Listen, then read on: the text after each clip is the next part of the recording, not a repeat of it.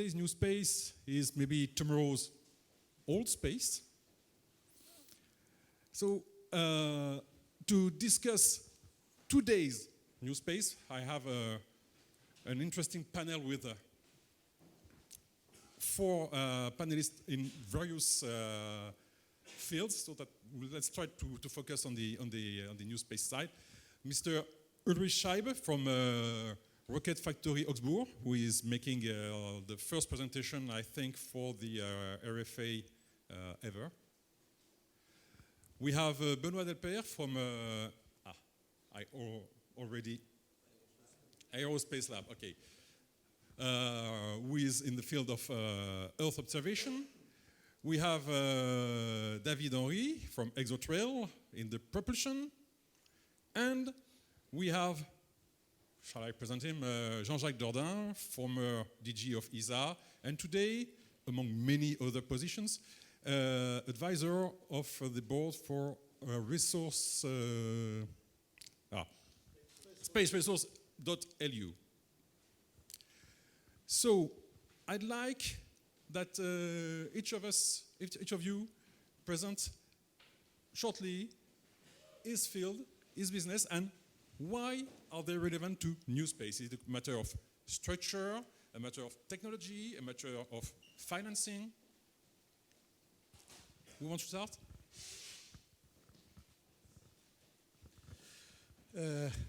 Oui, bonjour. So what is clear is that I am not new.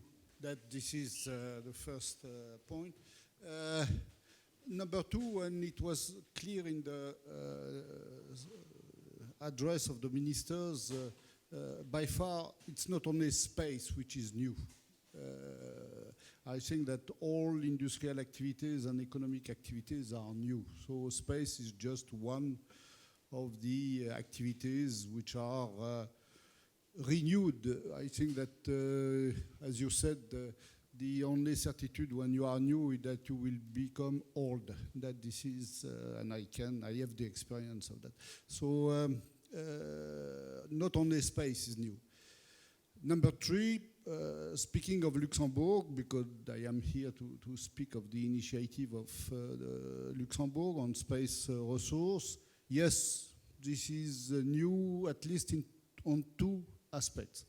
First, the topic, because yes, I know that using space resources is something which we are speaking since long, but this is the first time in Europe that a country has decided to embark on exploiting space resources and putting in place a framework to implement it. So the topic and also the approach. This is, let's say, I have known for some time the space where government, they were telling industry what to do and how to do. The approach is in Luxembourg very different. They are not paying for a project that they want. They just put in place a legal framework, financial framework, a research framework, and they try to attract entrepreneurs. So it's a totally different approach.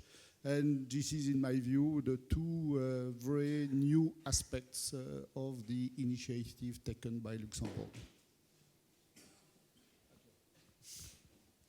Thanks, Jean-Jacques. So first, a small words about Exotrail. So we are a startup. We are about 20 people in Paris region and in Toulouse. We are designing electric propulsion systems for small satellites to allow them to change orbit after launch, and thereby optimize their performances, optimize the launch strategy, and avoid space pollution. And we're also designing a constellation mission optimization software to optimize the use of propulsion. So why are we part of a new space? Because we are advised by Jean-Jacques, so that's a criteria to be a new space European startup now.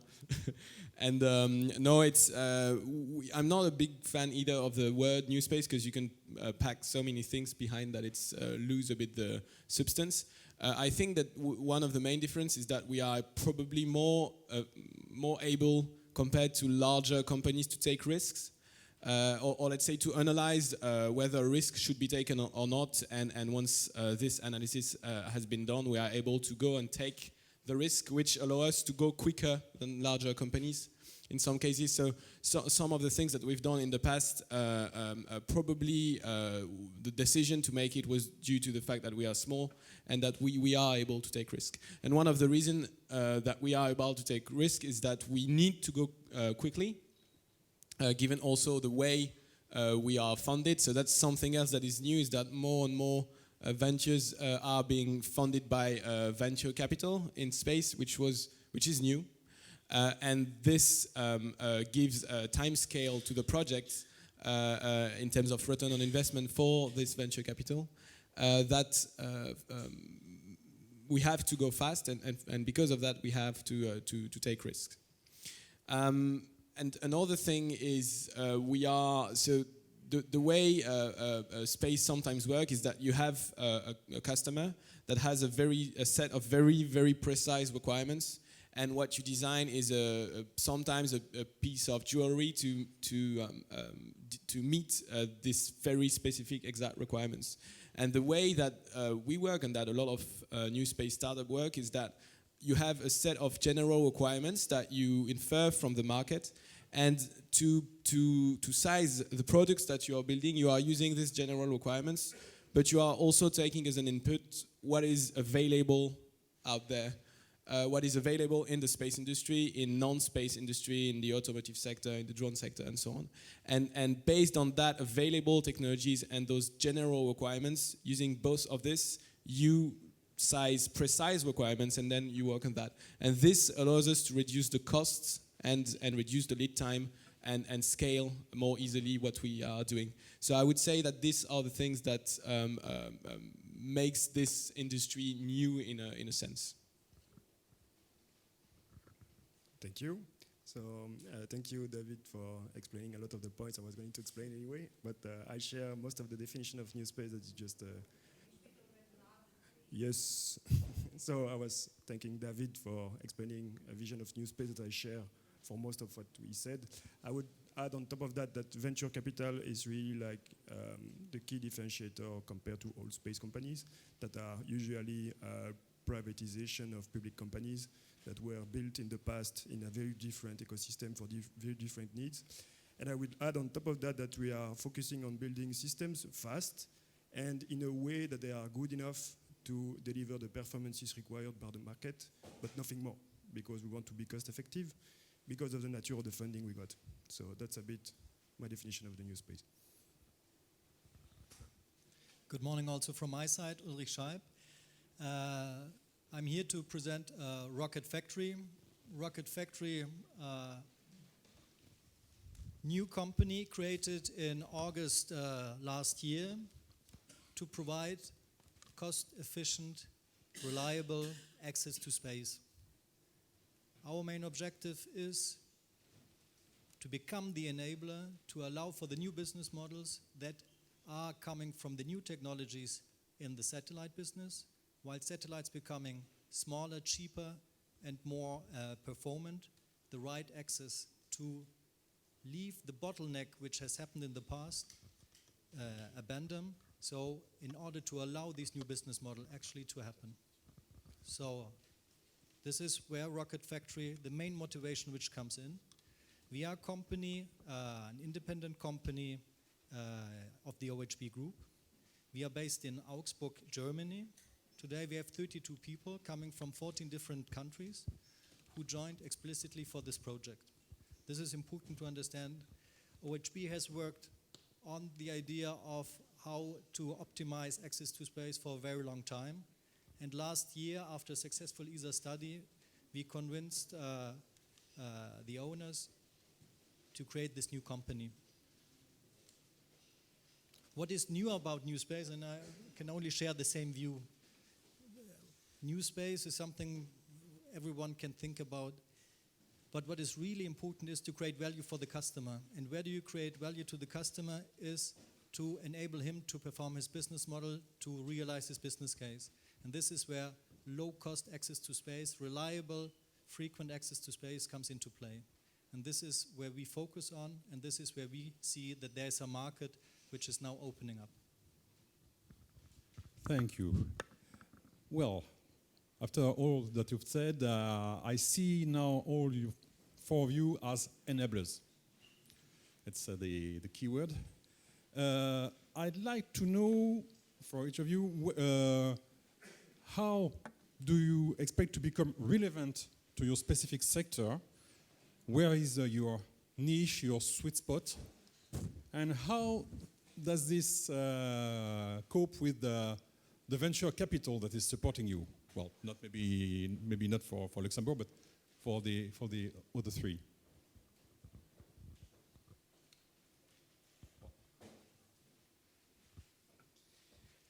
So what we are doing is propulsion, so electric propulsion. We think that we are gradually moving from a first period of time in the new space to a second one. The first one was the realm of demonstrations for business cases, for technical demonstrations, for Earth observation, telecommunication, and the use of constellations. So companies that had money to send a few satellites in space to test things. And that some of them, not all of them, some of them will eventually launch and operate their constellations. And when we talk about constellations, we are absolutely certain that you need propulsion for several things. You need propulsion to optimize your launch scenario. So today you have essentially two choices to reach space. The first one is you use rideshare or piggyback, and that's a bit the equivalent of the bus or the carpooling. So everyone is going at the same place, not really exactly where you want, and everyone together, but at the same place for fairly low cost. And the second one is dedicated launches, where you go where you want, but with a much higher cost, and that's a bit the equivalent of the taxi. And the propulsion adds a third way to essentially use the bus and then take a cheap ride to where you want to be. So it's a way to optimize your launch scenario in the sense that you can reduce your launch costs and still be able to go where you need to be. It's also a way to deploy constellations, and that's really hard, if not impossible in most cases, without propulsion.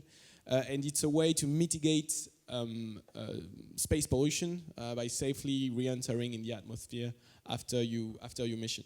And in that, so we have several companies doing propulsion. We have several differentiators versus them, and I will maybe deal a bit later on that. Essentially, it's going quicker. So higher thrust means you go quicker, and you go quicker to your destination. So you minimize the period of time during which you do not generate revenue. So that's the main differentiator. And in terms of venture capital, so it's interesting and a bit related to what I was saying in the point before, is that because we are funded by venture capital, it makes the time scale, like we can't reach profitability in 20 years. So the idea is the way we build a company, the way we build our business case is to be able, in a reasonable time frame, so in the next years, to reach a point where we are profitable. And to do that, we need to address the constellation market. But so far, it's not incompatible. So that's, I think, new as well, is that you can design, build ventures that are compatible in terms of timescale and return on investment with venture capitals. Just to complement this, do you have, well, a deadline from your supporters? So some of them are in the room, so maybe you can ask them. We do have a deadline, but it's not, let's say, any venture capital will want, and in that sector, a return on investment on 5 to 7 years. And ours have invested 1 year ago, so that gives you a sort of deadline, sort of. But any venture, anywhere, funded by regular VCs, will have to design a company, build a company and essentially create values based on the money that they have injected to be able to multiply that value by 5 or 10 or more in the next 5 to 7 years in space or in other field. And that's, I think, what is quite new. All right. So at Aerospace Lab, we are building small satellites for Earth observation and then some data processing to get the data out of it. So there was a lot of activity in that field in the few past years. A lot of stuff has been said. People feel that the market may be saturated. But when you look closer, you can see that there's a lot of competitors on PowerPoint. Some of them raise a bit of money. And a few of them launched actual satellite in space. So we have a few great competitors, almost exclusively based in the US. But there is a large gap in Europe and basically the rest of the world. So the main differentiator is that we would like to address some markets that are not addressed yet by our competitors, and then learn from their implementation strategy to have maybe products that are more dedicated to several niche, basically a combination of bands in the remote sensing world. So we are flying instruments that were never flown before and that are providing data that is not used yet. So with this new kind of data, we are willing to open new applications that are not only using the usual RGB images that you can find on the marketplace. So that is one of the main differentiators regarding our competitors. And then VC-wise, everything has been said already. So they have investment ROE target dates. There is a kind of a soft deadline, so there is no contractual deadlines, but there is an increasing pressure that we may feel in the future from the VCs. But right now we are in the implementation phase, so we are focusing on the implementation and not looking too much to that deadline yet.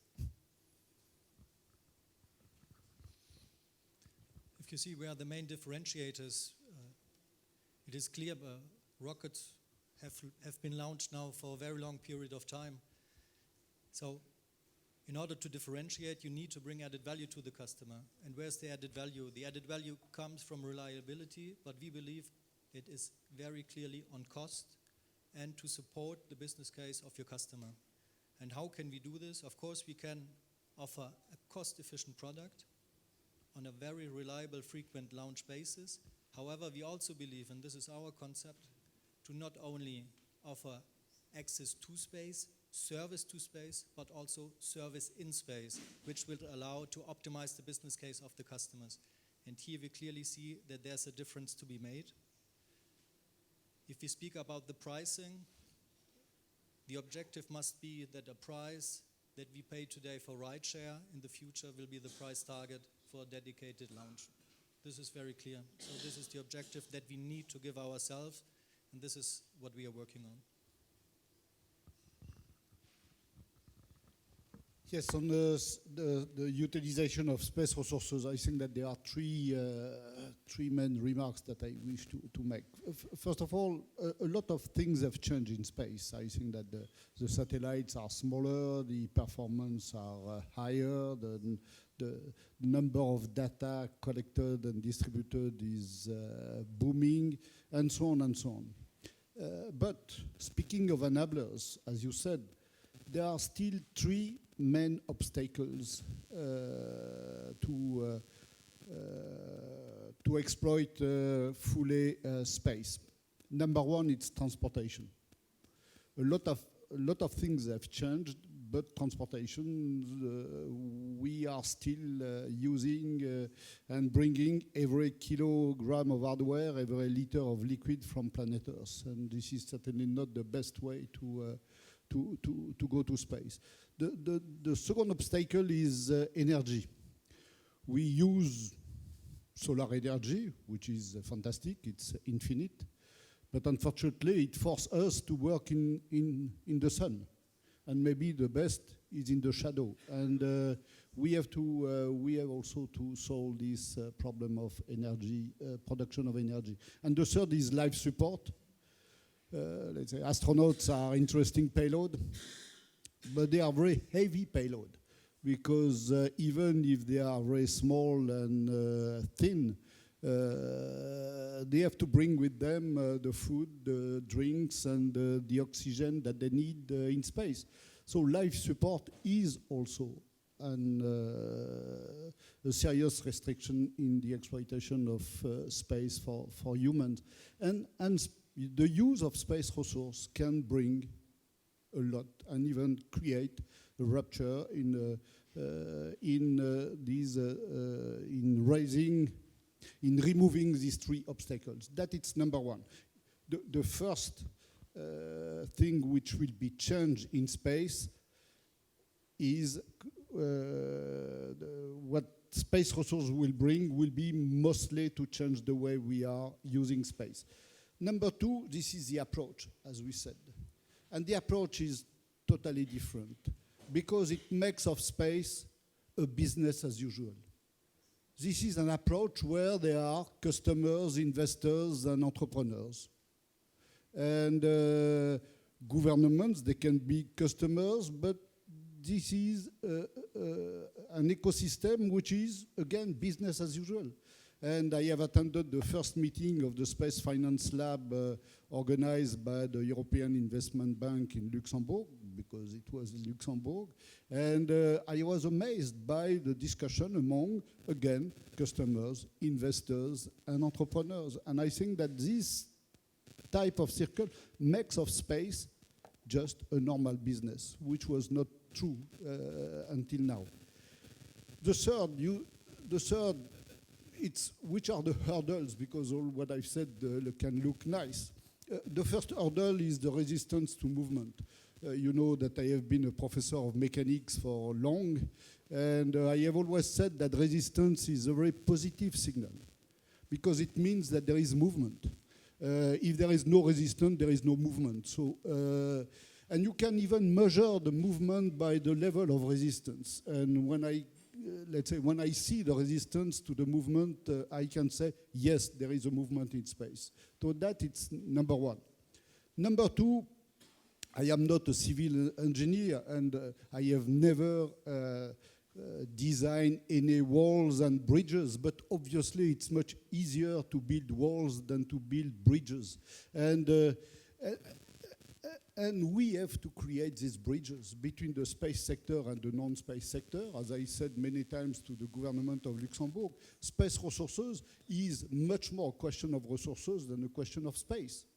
And we have to make sure that the resource industry is interested by space resources. So we have to build bridges among different industrial sectors, bridges between customers, investors who were not used to look at space. I can tell you that among the investors that I have met in the Space Finance Lab, very few of them were even knowing that they could invest in space. And because space has still the reputation to be very expensive.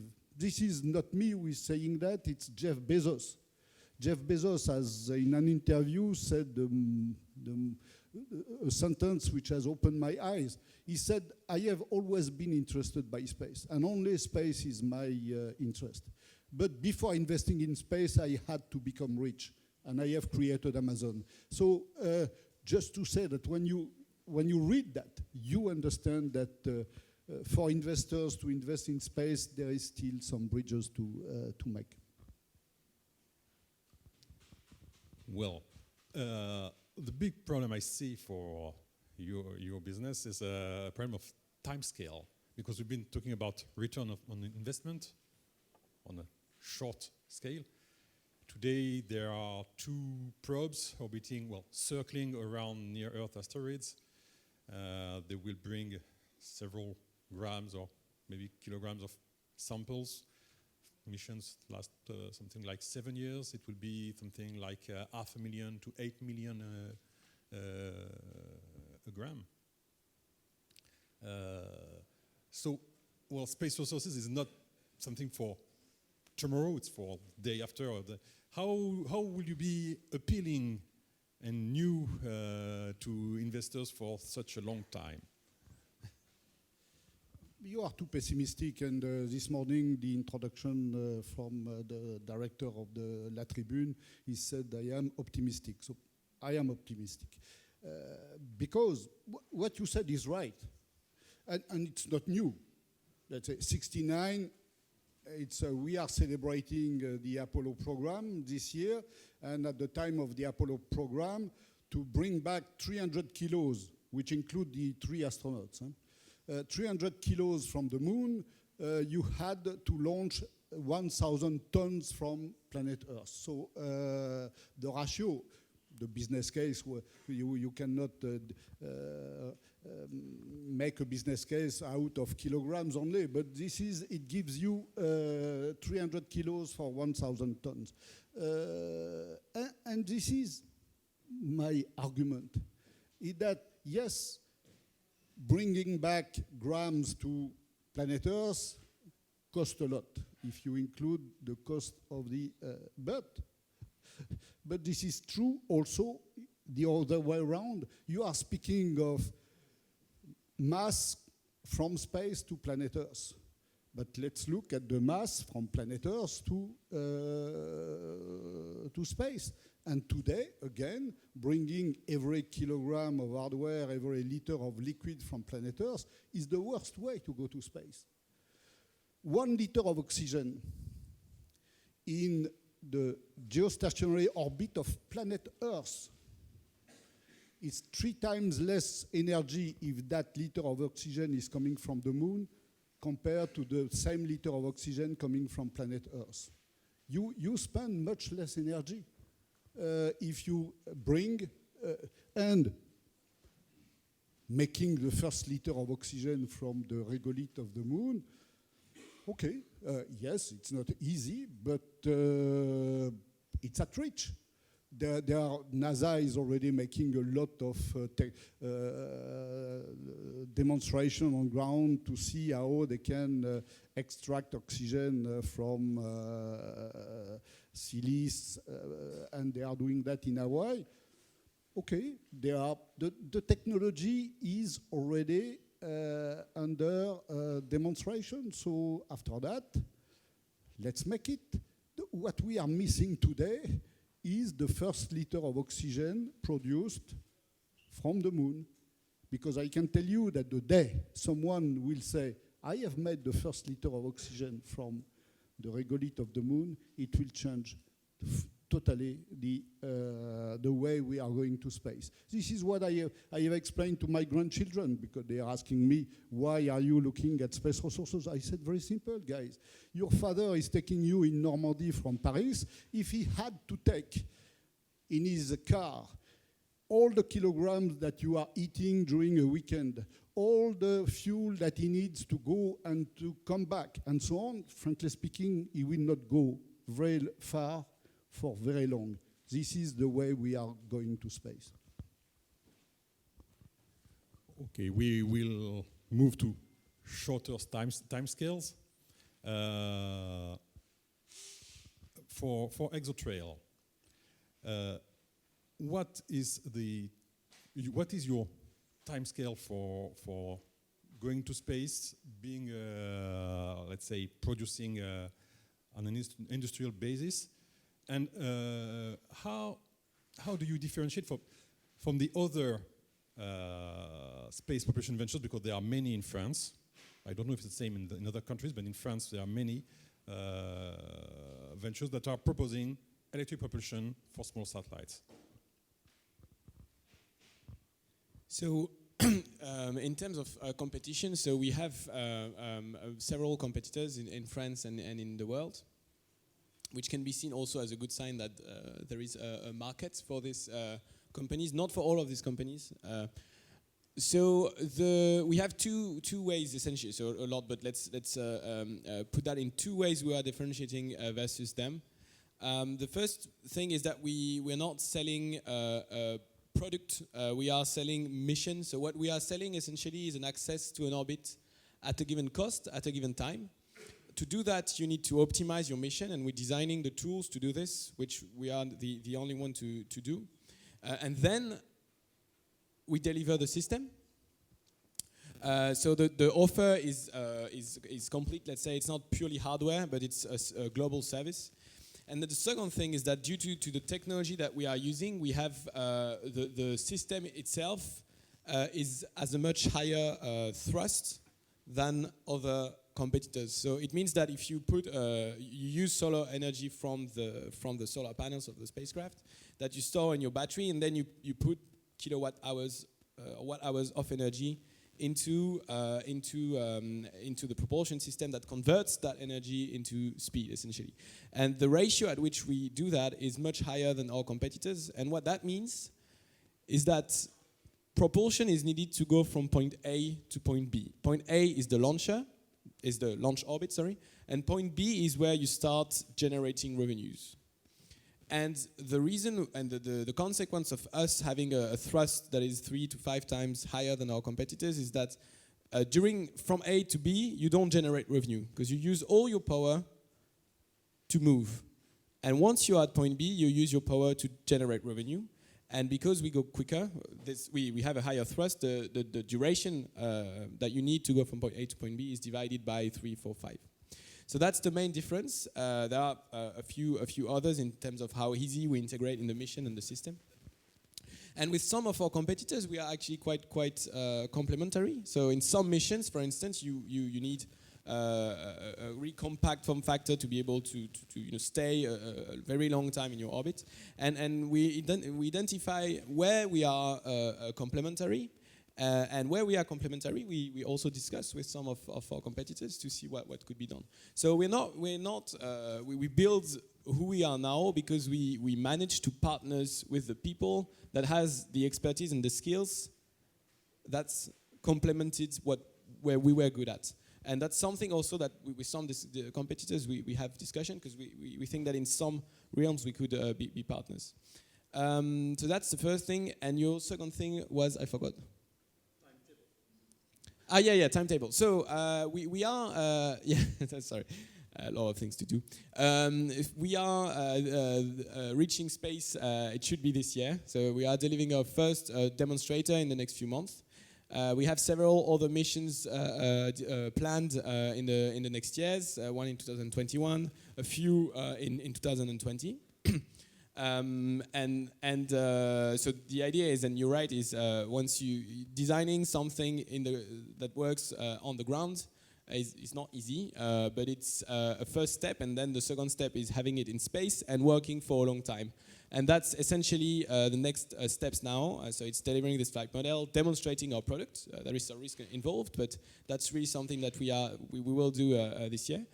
And also is really qualifying our products on the ground so that we can next year, so in about the middle of 2020, deliver our first fully qualified products. And when I say fully qualified, it's in terms of lifespan. You tell to your customers, okay, this works for 1,000 hours. You need to guarantee that it works for 1,000 hours. And that's what we are doing right now. So in space this year and qualified next year. Question. Yes, Mr. Deper, same question regarding timetable. And well, I've met many companies that are providing imagery without launching any satellite because they consider that the offer is already plethoric. How do you plan to differentiate from them? All right. So, first of all, I will not be so optimistic about the offer regarding imagery. When we look at the commercial offering right now, it didn't change much since 10 years. So a couple of new players are there, but if you look at the whole market volume and the number of players and the price per square kilometer per type of data, it didn't change much. So there is a feeling and a trend that it seems obvious that many data are there and available, but when you look closer, you are not able to find them at a good price yet. So we are still in the upward trend in terms of satellite data offering, and to do the comparison with the companies that dedicated their whole manpower to processing the data, making the assumption that the commercial data will be available. We wanted since day one to keep our own space infrastructure in place. to get responsiveness into the access of the data. So the market were evolving within military intelligence, commodity trading, and so on. They would like to have like near real-time images. And if you have to go through a supplier for the data, it's not as lean as if you are operating your own constellation. So this is the first one.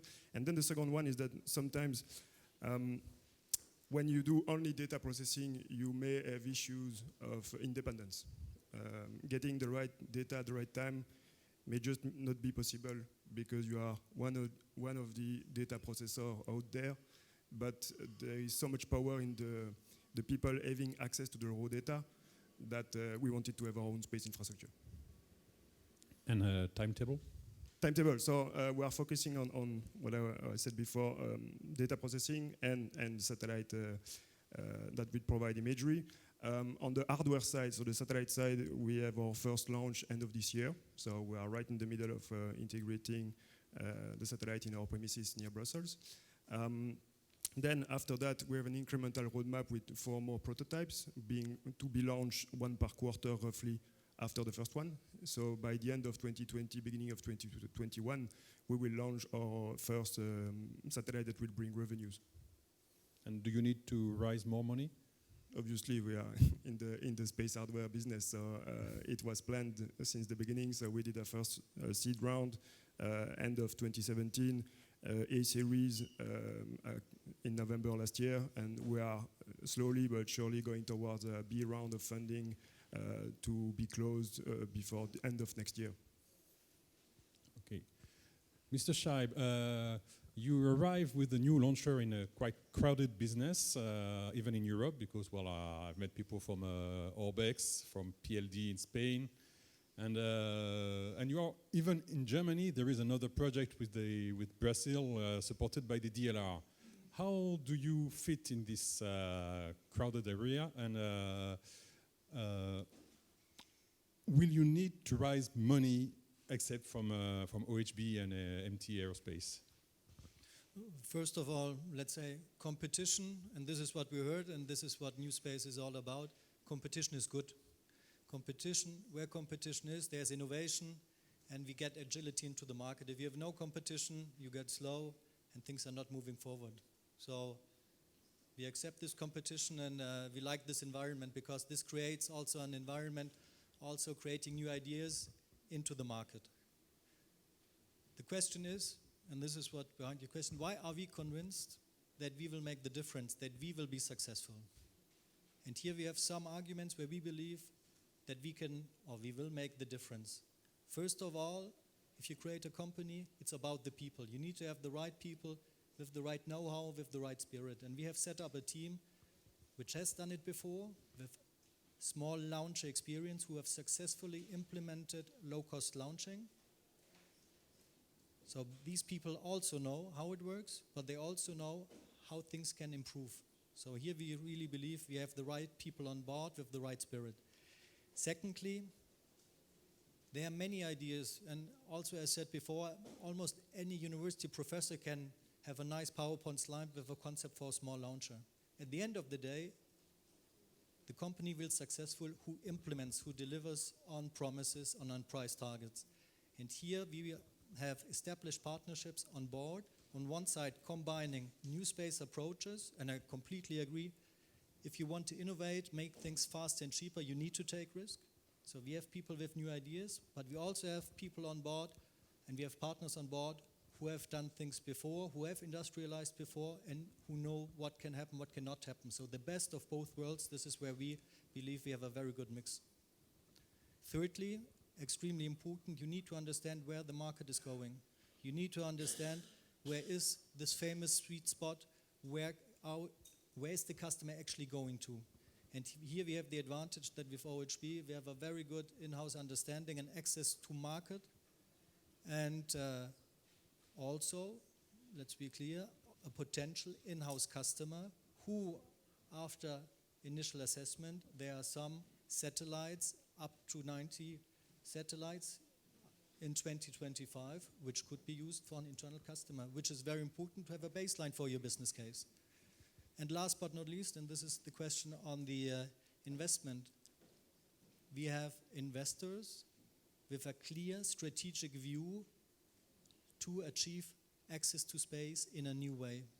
So the team can really concentrate on getting the job done, and we don't need to run every 2 months to find new money and do other presentations. So the team is focused on getting the job done and delivering. And if we speak about timeline, every company needs to have a timeline. Our objective is launch in 2021. The company was founded in August last year.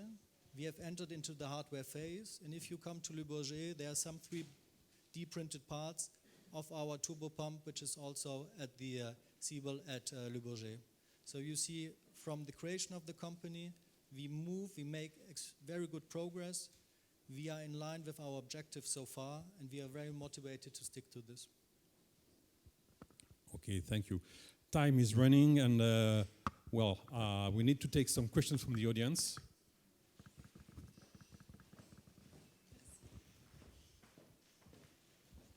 Thanks. Peter DeSelding, Space Intel Report. First for David Henri, you were recently selected among 2 other propulsion providers. That's 3 of you on the GOM-X5 mission for ESA. So ESA is a nice customer to have in your reference for your investors and future investors. But the way you describe your mission, can you do that on this mission at GOM-X5? Because you'll have 2 other competitors on the same thing fighting to do their missions as well. I mean, how much can you prove of what you're doing alone, and how much of it you'll have to use the GOM-X managers will have to use the 2 other propulsion providers? In other words, how much validation will you get from that mission? And for Benoit, just to kick the tires here, so far as you can tell from India, the PSLV launch is still holding for December? So, we are working with Spaceflight. We are an update next week on that. Okay. But right. we don't have any official information yet. Fair enough. And for Ulrich, let David answer the first question, but questions for you, obviously, where are you launching from? Are you launching from from Portuguese territory? Do you have the licenses in place for that? And on financing, we know something about Aerospace Lab and Exotrail. What can you tell us about your financing? Launching satellites is a heavy load in terms of CapEx.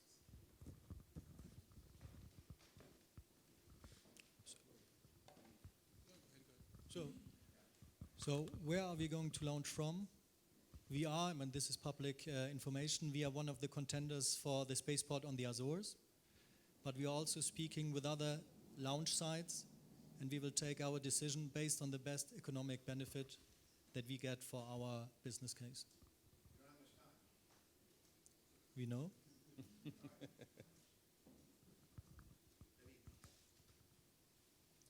Thank you. So GOM-X5. So first, the mission itself is not. So the ESA has funded the first part for GOM-Space, and the second phase still needs to be funded. So that's just an introduction. So GOM-X5 is 2 satellites. One of it will embark another electric propulsion technology, so thrust me, and we will be on the second one. And then the third one is GOM-Space cold gas. And so for us, we are very kind of complementary with cold gas. So we've been in touch with Nanospace, for instance, the company bought by GOM-Space that designs the cold gas systems for a while. For us, it is propulsion, but not to do the same thing. So the second one will be the cold gas. The good thing is you have a really quick response, so to avoid collisions, for instance, can be good. It can be used for 3, 4, 6 degrees of freedom operation. That we can do. But then the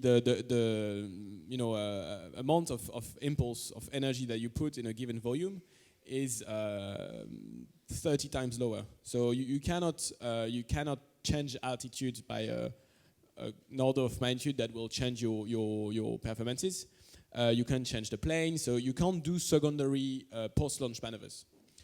So it's really not to do the same thing in my and their opinion. And so on that there is no problem, and there could be also opportunities to see if some of the systems could be combined, because we both need to store propellant, for instance. And then versus the other electric propulsion system, for me, again, it's compared to them, there are a lot of differences that mean something for the mission. In the GOMX-5 mission, I can't really say what is the concept of operation, but it's to do a maneuver that needs a lot of delta V. And then it's always the same thing, is we could be able to do that mission for a third of a fourth of the duration that the other propulsion system would require.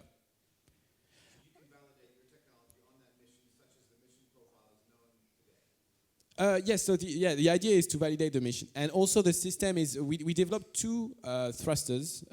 We have a very modular product strategy. We developed a modular subsystem, fluidics, electronics thruster, that are compatible with each other.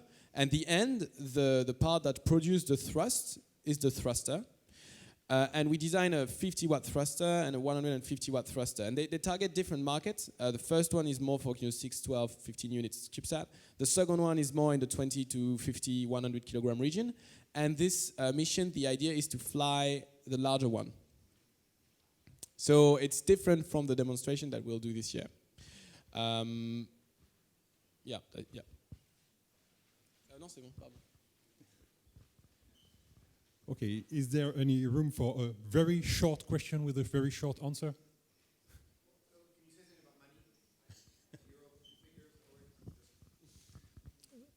We know the figures what Rocket Lab has used for the development. We have a very good understanding what Falcon 1 has cost. So we will be in a similar range, but we hope to do it a little bit cheaper.